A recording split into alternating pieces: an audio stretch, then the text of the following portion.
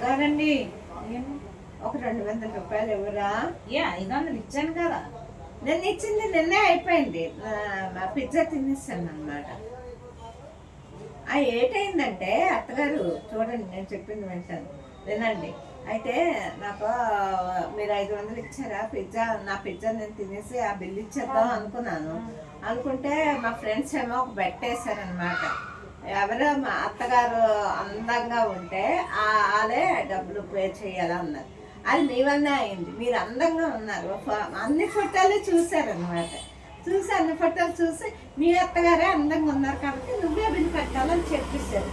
అందుకు రోజు కూడా పిజ్జా తిని ఇస్తూ ఉంటాను